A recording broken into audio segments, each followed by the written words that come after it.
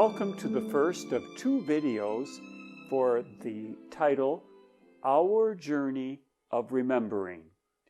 This year, 2022, at Holy Name, we're emphasizing the Gospel of Luke, which we're reading on the Sundays, and we're trying to look at journey. Journey changes us. When we go to a new place, we meet new people, learn new languages, eat new food, we're changed. Our opinions and maybe some of our fears are banished, and other new interests suddenly emerge. And sometimes we don't even have to journey very far. We can just journey seated in our own chair by entering into prayer, by thinking, by watching this video, by doing other things. Journey is whenever I'm willing to move from my head to my heart. A journey can be when I open up my mind and heart to talk to you or listen to you. Journey is about some kind of willingness to change, a movement that is sometimes physical, but more often than not is intensely spiritual. This is about a journey like Christ, with Christ, for Christ. It's our journey of remembering. On a journey, sometimes we have beautiful memories, and we create memories. We take snapshots and selfies, and we want to have something to look back on and recall and share. But remembering also involves not just things that we're taking in visually, but it's also remembering conversations. It's remembering experiences that went beyond anything we would have planned in the course of a day. And sometimes it's a melody, sometimes it's a particular word a person said, sometimes it's an encounter. Memory is a beautiful thing. We help each other keep alive memories of the past in our families. We do that as a church. We remember as we invite new members to join the church at Easter. But we also remember the future. So remembrance has a sort of an ability to stretch backwards and forwards. And that's a journey too. The journey of remembering. The journey of pausing, looking back, looking ahead. Where would I like to go? What needs to change? If I'm going to go to a new place spiritually, how do I get there? How do I help other people get there? Maybe they can help me get there. That's the idea of this video. It's an opportunity for us, through scripture, through music, through a few meditations, to be able to put into perspective the mystery and gift of Lent as an opportunity to remember and to be remembered, and to let the Lord help us put the pieces together and heal us in whatever way He wants. On this journey, and on most journeys in life, there's some kind of stage of letting go. For instance, you have to pack, right? And when you go, even if it's not physically moving, you're still packing. You're taking, what do I need to pray right now? What do I need to get rid of that's a distraction? And so we have to be limited sometimes. And that's something that we might call purgative, letting go. That's an aspect of Lent. Emptying myself of ego, pride, fear, jealousy, anger. And then, once we've let go, we're ready to be surprised. And that's the moment of illumination, the moment when there's light and awareness, and we see a beautiful building or church, or we recognize some new trait about someone we know very well, or we look in the mirror and say, look at that. The gray hair is mysteriously gone. Or some other thought crosses our mind, and we begin to see, I do have a nice smile. God's blessed me with that. I need to use it more. And from that illumination of seeing Christ in myself or in other people or in the beauty around me, I can then feel I'm more united to Christ and more ready to embrace and be embraced by Christ anywhere and everywhere that I go. This is the sense of what we hope to accomplish in these 2 videos. For now, I'd like to begin the video series by going on a little journey with Jesus and Peter, James, and John. Those are the 3 disciples that he would eventually take with him on the journey of the Mount of Olives on the night before he died. And I'd like to reflect this moment of the Transfiguration, chapter 9 of Luke, midpoint in the public ministry of Jesus. He goes up a mountain with them for the express purpose of praying. And while he was praying, his face changed in appearance and his whole body. Divine light was radiating through him. They had made a tough journey up to the mountaintop, and now in thinner air, they can see this mystery unfolding before them, and they're almost overwhelmed by it. And then the 3 see Elijah and Moses standing next to Jesus, the law and the prophets, and they wonder, what is this all about? And then they realize the 3 of them are talking, and they're talking about the exodus of Jesus, his journey through death to resurrection. That's the ultimate journey. And that's something these 3 were going to share. It's something that Moses and Elijah had already undergone. And now, here at this mountaintop, they were getting a glimpse, a hint. They were supposed to have this memory for future reference when they would be on the Mount of Olives. We have memories, encounters with the Lord for our own guidance into the future, and so that we'll be ready for dark days and challenges ahead, and that we'll be able to tell others, to give them hope and encouragement when we experience suffering and struggle alongside of them. And so here we are, mountaintop. Peter, rightly, wants to build 3 tents, one for you, one for Moses, one for Elijah. And God's not pleased with that. All of a sudden, before he can barely get the words out, they're enveloped by a cloud. And the others enter the cloud. And Peter, James, and John are overwhelmed and fall back to the ground. And at that moment, a voice comes. This is my chosen son. Listen to him. And then the voice was silent. They heard the voice of God the Father. They felt the effect of the Holy Spirit enveloping them. They saw the face of Christ. They truly had a mystical experience. But then Jesus said, we must descend. They came down the mountain and returned to many different problems, different needs, as we do when our prayer time ends.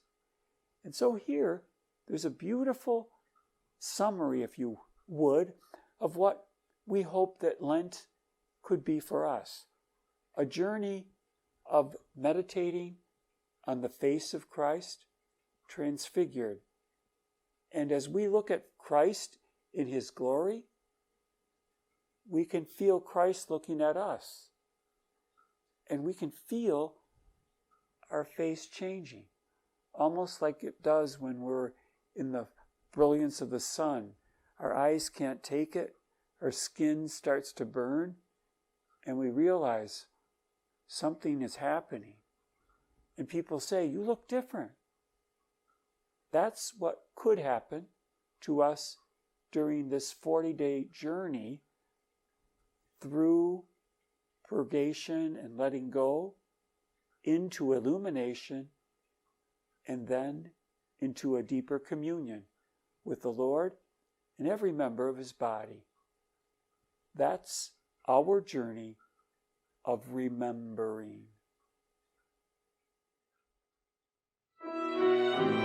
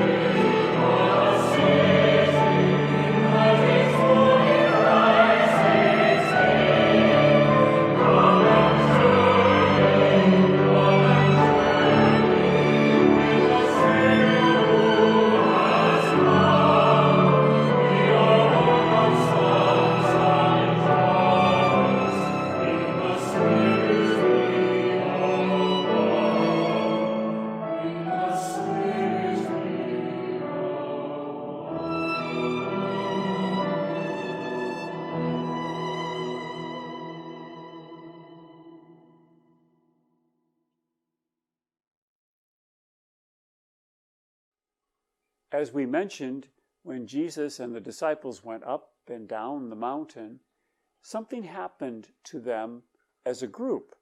And this is an important point. Part of what we do in our journey of remembering is we come to a deeper understanding that we will meet Jesus, the risen Lord, precisely in and through our relationships with each other. So in other words, instead of thinking of other people as something of a distraction or a burden, to recognize that we are being bonded to the Lord and each other at the same time. So there's no such thing as just simply a work relationship or a business relationship. For a Christian, even a work setting becomes an opportunity for some kind of spiritual challenge and growth for me and for the people that I encounter. And whether they are aware of it or not, I can try to bring a presence of Christ as I live through the different challenges of the moment, whether it's at home or in the workplace or even in leisure activities, that all the time, even if I'm alone, I'm still able to be aware of communion with and for others. And so this first part of the journey involves what I called by the classic word from very early days of the church, from St. Clement of Alexandria, that we could speak of a purgation or a purification. What do we need to purify? Well, as I mentioned, if you're going on a journey, you're forced to purify some things because you can only put so much in your suitcase or your briefcase. You can't take every book that you have, and you can't take all your clothes, and you can't take all the other hair blowers and things that you want to take on a trip. So you have to choose. You have to limit. And that's good because it forces us to say what really matters. And we might look at all these clothes and say, oh, these are my favorite clothes. Okay, but you can only have 5 of them. You can't have all 30 of them. And that's part of what Lent is about. It's a happy moment of sorting out things, sorting out memories of the past, sorting out expectations and hopes for the future, sorting out and recognizing what needs to be healed or what needs to be changed. And so, for instance, let's think about this purifying of memories. Probably every one of us, every day, have something that weighs us down that we don't feel good about. We were hurt by something someone said. We have a nagging image of something that maybe we shouldn't have looked at on the internet, and it keeps coming back to us. Maybe we have this desire that we know is not healthy, and we keep thinking about a particular thing we want to eat or drink, and we're almost obsessed with it. And we get this idea, I've got to go to this store and buy this or that. And we can get so driven by these memories and desires that we need to pause and examine and say, where are these coming from? And how can I let go of them? How might they be purified? Can I let go of this anger? How could I do that? Could I pray for the grace, Lord, help me to forgive my brother or sister, my co-worker, my friend who hurt me, my spouse, and be able to say, Lord, I want to look at why that hurt me. I want to understand how I can build from that and go outward and be more pleasant and more cheerful, and thereby become closer to you and restore what has been something of a lost relationship. Or, instead of obsessing about my attraction to this or that person, try to understand and see this person as the beautiful child of God that they are. And instead of thinking of them as an object, to think of them as a beloved of God, radiating the goodness of God. And that can be such a peaceful way to purify ourselves.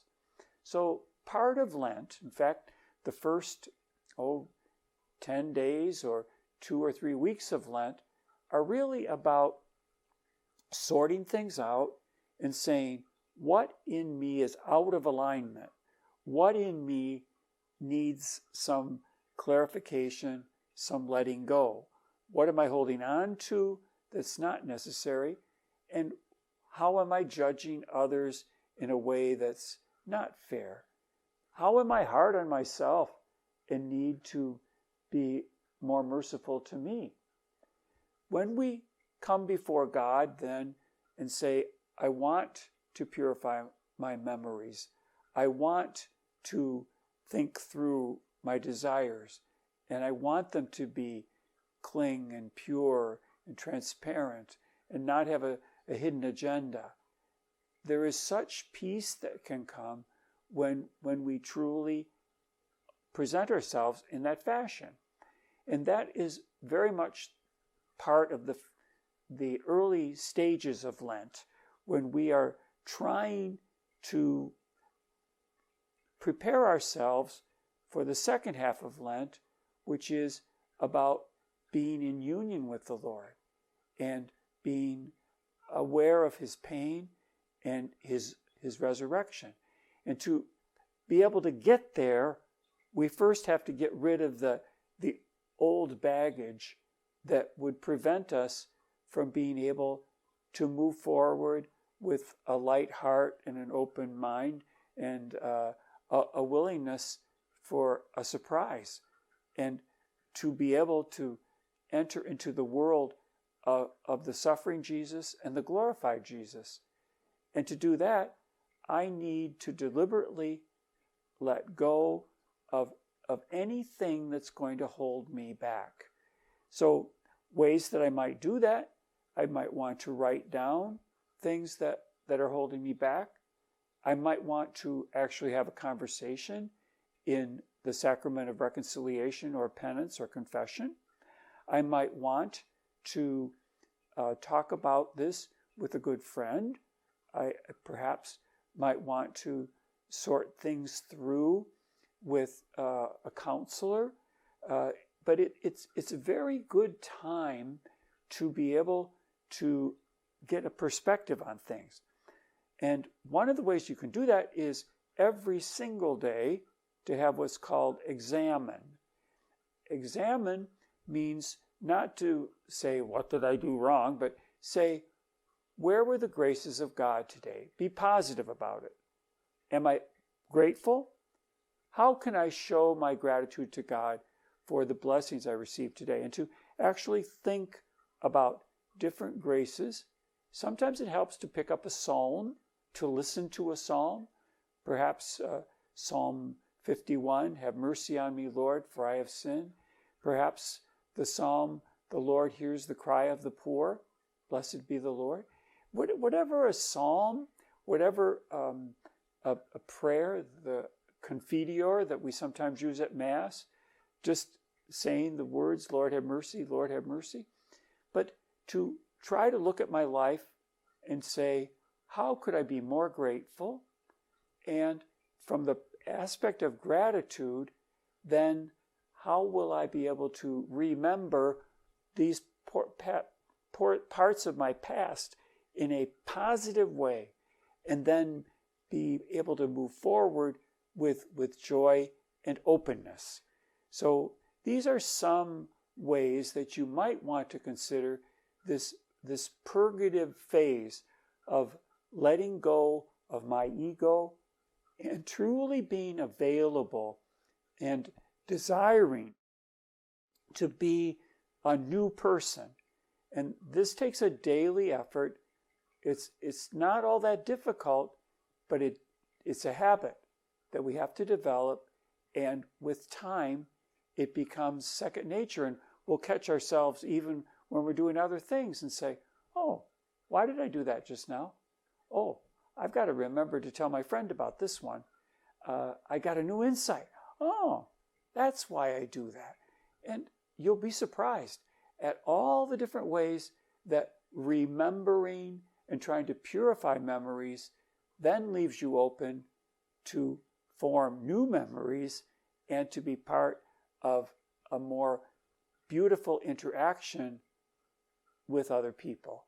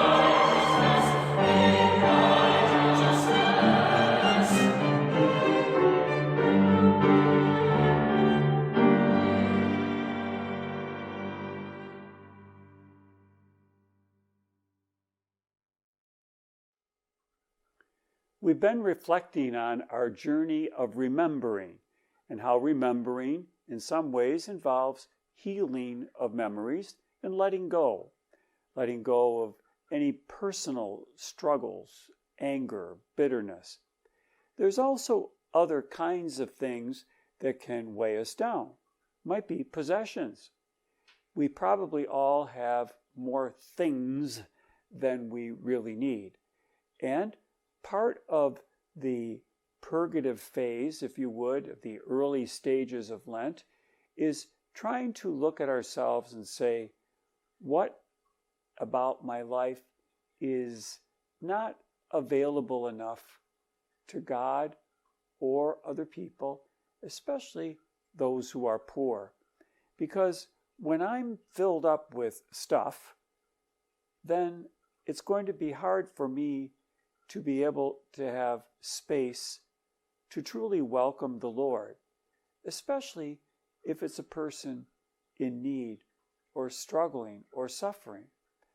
The goal is to be purified of myself so that I can be a better receiver of whatever might be asked of me. So, for instance, if I'm worried about all my things and all my work and different things that I'm holding on to, then I'm not going to be available for a phone call, a visit, to connect with someone that's in pain, to be a good listener. I'm going to be so filled up with stuff of whatever it is that I'm going to miss out on the opportunity that God would like to use me to be a vessel. And if I'm empty, I'll be able to take somebody else's anger and help them get purified.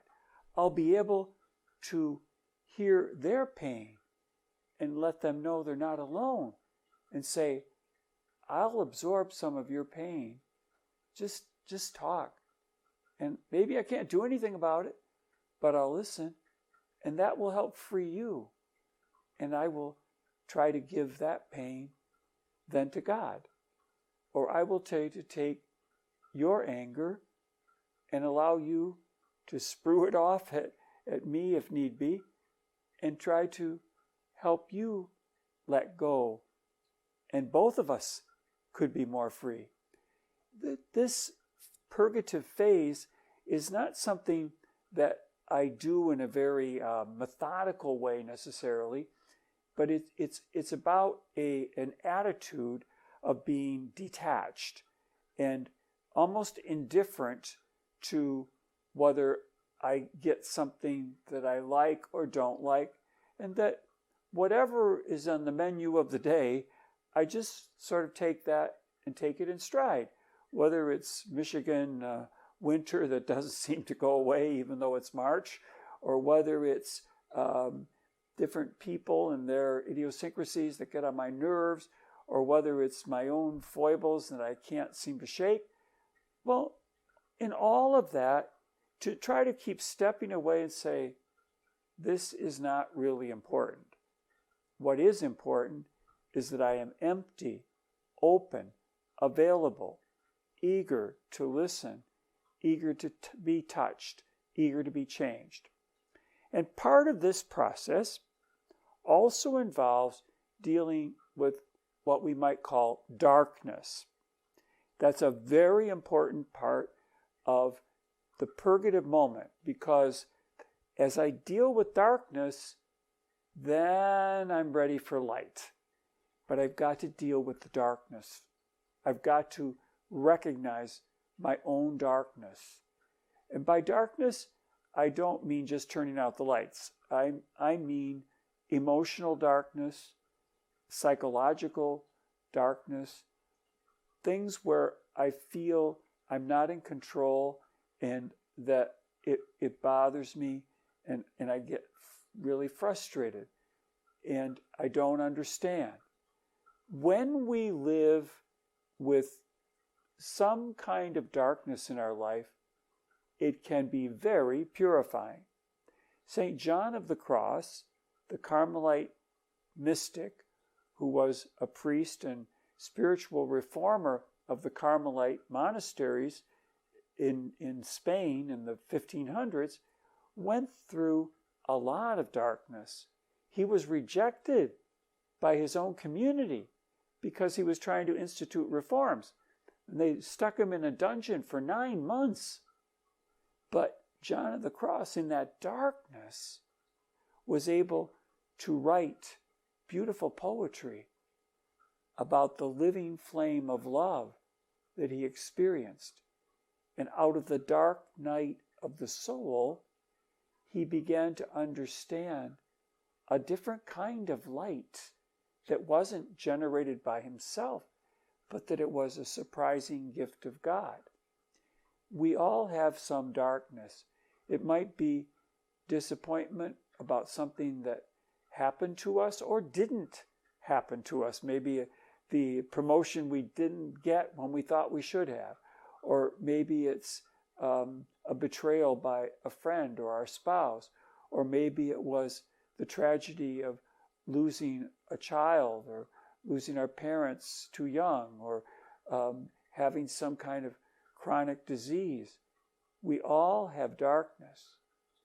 It's what we do with the darkness. And that's part of the purgative moment where we let God cleanse us. This purgative stage is not just about me saying, okay, I'm going to clear the deck for God. No, it's letting myself be a partner with God in trying to say, okay, what would you like to do with me, God?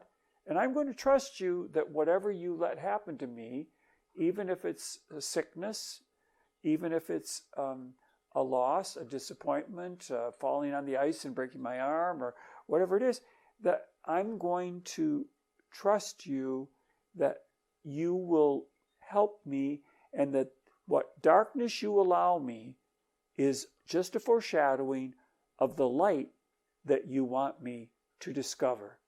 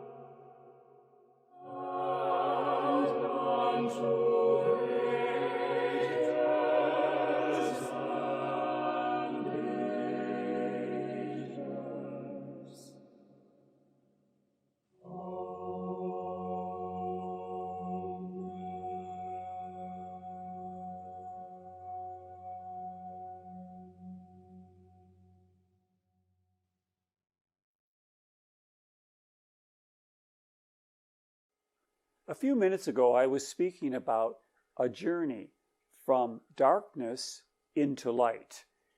The movement from the Purgative Way, the way of purification or cleansing, into a fuller appreciation of light, the light that is God's, not ours, not our artificial light, but a light that dawns on us, a light that can even radiate through us or through other people.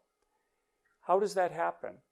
Well, as we get comfortable and content with a certain amount of darkness in our in our life, we gradually also begin to sense moments of light and hints of surprising light. And one of the ways that we can do that is through study. The Illuminative Way is trying to take the life of Christ and say, how can I see his light shining as he works miracles, as he teaches, as he heals people, as he calms nature, as he himself accepts and absorbs the anger and vicious ways of the scribes or the Pharisees. In all of those moments, I begin to see in a new way the goodness of Jesus Christ, and I begin to understand in a new way my own potential to be more Christ-like. So the Illuminative Way is to want to grow in knowledge and understanding of Jesus Christ and what he taught, how he lived, and all the ways that he allowed himself to be available for others and to be a healing energy for other people. And to realize that he wants to do that for me. He wants to take me by the hand and lead me out of darkness into light. He also wants to help me become a light for other people. So the illuminative phase is about letting go of things that keep me caught in my own self. It's helping me look outward. So I've gotten my own act together well enough that I can now start to say, I want to think about Jesus so that I can imitate Jesus and I can allow him to live in me and speak and act through me. And I will thereby be a vessel of light for others. Remember Mother Teresa of Calcutta and the famous vision that she had and the voice she heard on the train going to Calcutta. And she heard God say to her, Mother Teresa, I want you to be my light. Be my light for others. But that meant she had to live in a certain darkness so that the light of Christ would shine through her. So it's not like we can totally banish the darkness and we're all in the beauty of full light. No, it's an awareness that just as the pillar of fire led the Jews for 40 years, and it was hidden in a cloud, that's how God works with us. That He lets us be light for others and be surprised by the light of others, and sometimes by our own light, precisely by the way that we live with a certain rhythm of darkness. And the disciples in the story of the Transfiguration had to go through that too, and so do we. So there's a certain process of coming to an appreciation of the true light and being a vessel of light and letting others be the answer, of letting them be the light of Christ for me. And there's a complementarity. And all of that fits together. And that's one of the things that happens with the liturgy. One of the places where we can find illumination is by looking at the prayers of the liturgy and how we celebrate the liturgy and entering into the prayers of the Eucharistic part of the liturgy more enthusiastically and more intentionally. And that can be very, very enlightening and a great source of peace. But that takes a certain amount of time and willingness to pull out the missal and to read through it and to reflect on it and to think about the beauty of the words, and that what's happening in the Eucharist is on the night before he died, a night, Christ took bread, blessed, broke, and gave it to his disciples. That it's as he's facing utter darkness that Christ is radiant with light and inviting the disciples to go with him to the mountaintop of the Mount of Olives, Gethsemane, and to pray with him. And they experience something of his light, his love, his goodness, precisely as they see the interplay of light and darkness. And that's what happens in the illuminative way. We get patches of light and we get periods of darkness, but there's always ever new ways that the light of the Lord breaks through and surprises us, and with its warmth, it heals us, and with its brilliance, it gives us a sense of where we're headed on the journey. So all of life is really a journey through darkness into an ever greater, more mysterious light that is God himself.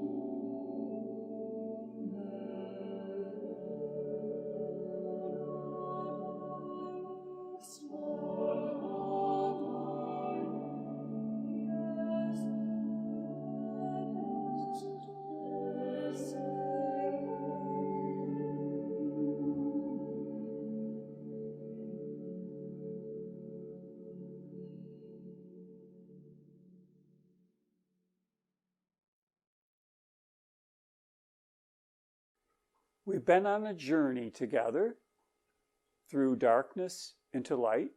We've been on a journey that took us from what we know to something we didn't know about ourselves, God, and other people. We are still and always on a journey, searching for God, and God is also on a journey, searching for us. And the two journeys meet in Jesus Christ, especially in his death and resurrection. The first part of Lent is emphasizing our desire being purified and clarified. And now we're getting ready to appreciate the mystery of intimacy with the Lord. And at this transition moment in Lent, where we're trying to move from the effort to be freed of sin and addiction, fear, anger, control, and truly be putty in the hands of God, at this transition moment, this year, the Church gives us the beautiful parable of the prodigal son. And this parable, in many ways, is an excellent summary of the journey of the Christian life and what each of us might want to consider in our own prayer. Let's think about it. The younger son, the prodigal son, if you would, is called prodigal because he was extravagant and wasteful. He hurt his father and sort of tore apart the family by saying, I want my inheritance ahead of time, and I'm out of here. I don't have any reason to stay with this family. This is a dysfunctional house, and you're all crazy. I'm going to go out and enjoy myself. Might as well spend the money while I can. And so he does. He leaves. And he leaves behind a father who's half devastated, a brother who's bitter and angry, and whatever the mother must be going through, and maybe sisters if they're part of the family. We're not told. But it's enough to realize he's torn the home apart because he doesn't understand the love that was there. He wasn't ready to accept it. He hadn't gone through his purgation and illumination. But now he's going to. As he leaves, he begins to wander, waste, and all of a sudden, he's left without any money. And now what's he going to do? And he's taking care of pigs, something that would be contemptible to Jews. And while he's caring for the pigs and feeding them, he's thinking of his own hunger. And then St. Luke puts it very beautifully. Coming to his senses at last, he thought to himself, how many hired workers in my father's house have more than enough to eat, and here am I, starving. I know what I will do. I will get up and go to my father and say, Father, I have sinned against God and against you. I no longer deserve to be called your son. Treat me like one of your hired hands. And then the son began his journey coming home. And isn't that what we all do? Who of us haven't stormed out of the house at some point and we're angry at our parents, perhaps our spouse, maybe our children, and we left? But hopefully, as we have enough time to cool down, and maybe out of urgency and necessity, we come to our senses and we realize, I do have a home. I want to go home. That really wasn't so bad after all. That's conversion. Conversion's a journey. And that's what Lent is about. A conversion. Remembering should lead to gratitude and hope. And so the prodigal begins to come back. And going back means starting all over. Going back means same dad, same brother, same building, same other servants, etc., etc., same wider community. But the prodigal is going to go back, value added, because as he returns now, he's a different person. He knows why he wants to be there. And he knows the attraction and the pull. And that's the story of us celebrating God's mercy and trying to be touched and changed and converted more deeply and hand ourselves over more completely to God. So he comes back round. And the Father, of course, has always been open, hopeful, confident. Someday he'll come home. I hope I live long enough. And the Father is overjoyed. He's been watching for his Son. And he catches sight of him, runs out to greet him, throws his arms around him, and kisses him. And then the Son gives part of his rehearsed speech.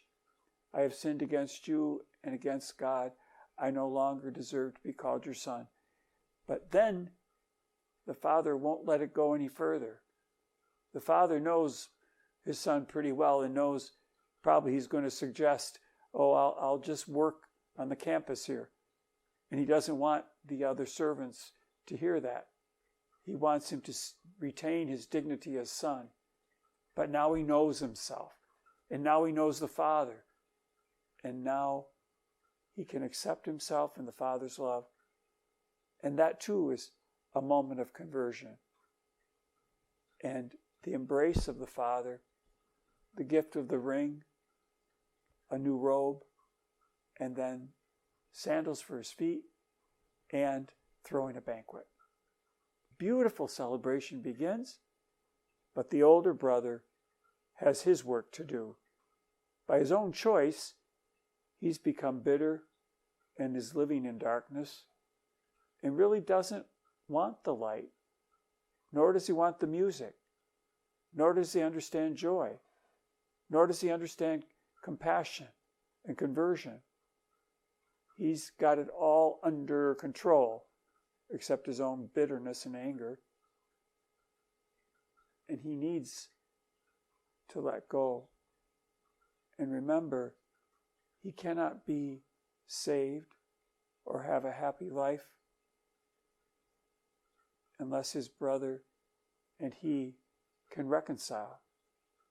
The Father will not be at peace until he sees both sons living together in harmony. And isn't that what Lent's about? Our journey of remembering, our way of trying to remember our family by a more honest involvement on our own part and a greater openness to the gift and mystery of the other people of my nuclear family, my parish family, my workplace, the world in which I live. And instead of being polarized or bitter or living at the edge, to truly be humble enough to be ready every day to come home and remember with gratitude and hope, I have somewhere to go. I have people that care. I just have to be humble enough to accept that and to let myself be embraced and to welcome them into the home of my own heart. That's the journey of Lent, and that's the journey of our remembering that leads to gratitude and hope.